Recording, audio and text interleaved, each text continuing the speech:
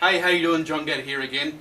Today we're going to have a look at the OQO Model 02 running first-person shooter games.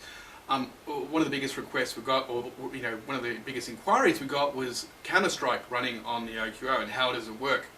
Well, to be honest with you, the first thing we did was install Source, Counter-Strike Source, using my Steam account, and we got a whopping 2 frames every 2 seconds or something like that. So it was totally out of the question running it. It was basically the specifications required to run Half-Life 2 engine are way beyond what the OQO Model 2 can run. What we could do though was run Half-Life and Counter-Strike, the original versions, which were designed for PCs running at like 500-600 megahertz. So we're going to have a quick look at those first of all, then we're going to have a look at Quake 3. So let's come in and have a look at Counter-Strike and Half-Life first.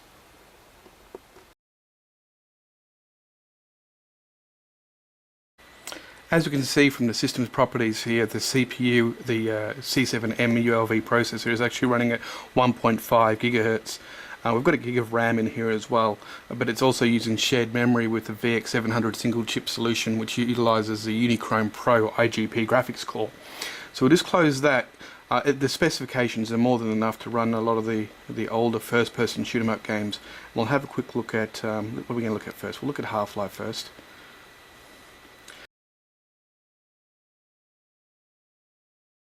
Just load into Half-Life here. What I'll do, I'll just load up the single player game in Half-Life. There's no use running around by myself in a multiplayer game.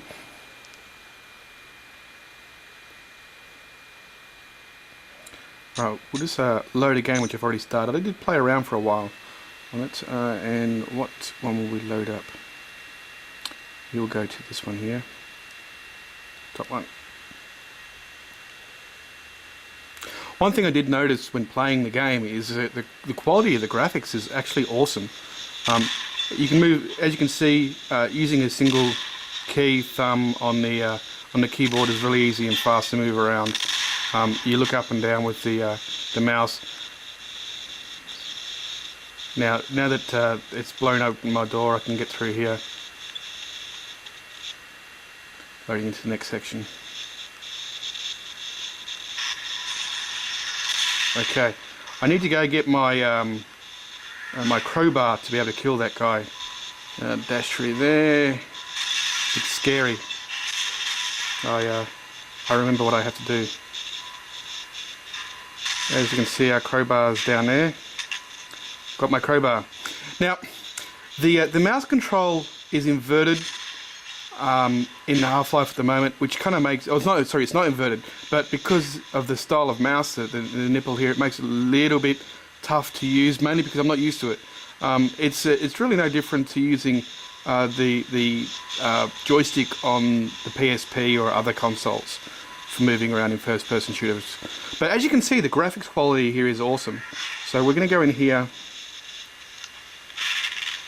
and, oops, won't hit the escape key. We'll kill our little guy there with my crowbar. So I really do have to get used to the controls. I actually inverted the mouse in some of the games before. It made it a lot easier to control and see around. And I also had to slow down the mouse speed a lot as well because I found it was too fast and too twitchy for normal gameplay.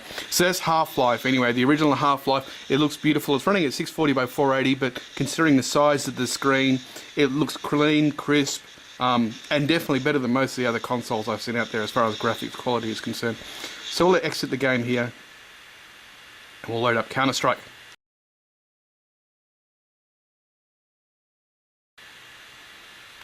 Now, keeping in mind I'm not a Counter-Strike player at all, I never really got into Counter-Strike, but what I'll do is I'll show you what it runs like and what it looks like anyway.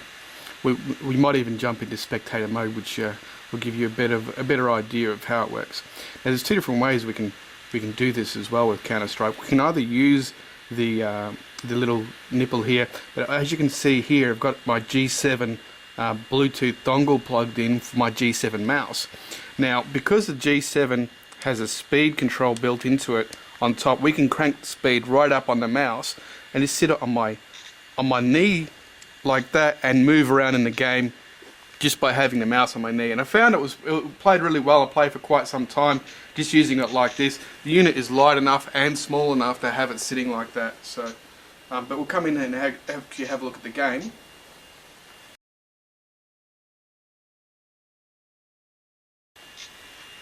we'll click on Find Server. There's a server with 6 players in it there. We'll click connect to that. Loading into server again. Again, we're playing at 640 by 480. Fortunately, it doesn't support the widescreen resolution that the OQO has. But there will be, there's going to be other models of UMPCs coming out based on the same hardware with different configurations, including flip-top ones which will have a slightly bigger keyboard and a slightly bigger screen, and touchscreen ones, etc. So we're going to have a look at the different interfaces as we come around. So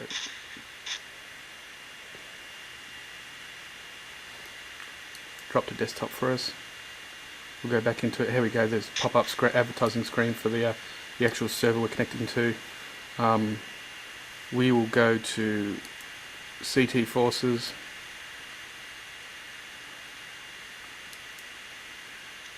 Right, we're in spectator mode at the moment, so the game wouldn't allow me to go in there. But as you can see, it plays quite smooth on the OQO. I did actually get a couple of kills before. Mind you, I got a lot more deaths, but that's a totally different situation. Here we go. We're in game now.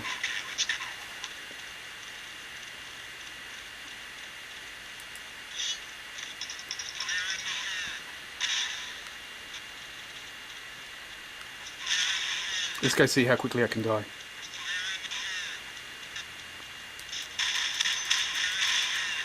There we go. Died nice and quickly for you guys. So anyway, that's Counter-Strike on the OQO.